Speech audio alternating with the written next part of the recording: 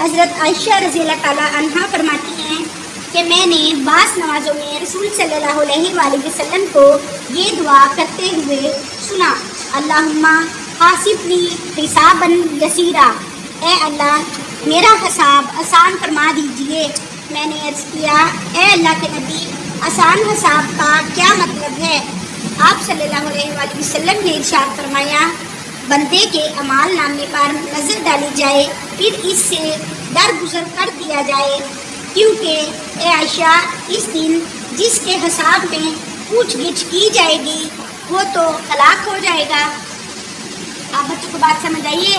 جو بندہ اللہ تعالیٰ سے یہ دعا کرے، یا اللہ میرے آخرت کا حساب آسان فرمانا، اللہم حاسبنی حسابا یسیرا، اللہ میرے آخرت کے حساب میں آسانی فرمانا، تو اللہ تعالیٰ اس کے آخرت کے حساب میں آسانی فرما دیتے ہیں۔ تو لہٰذا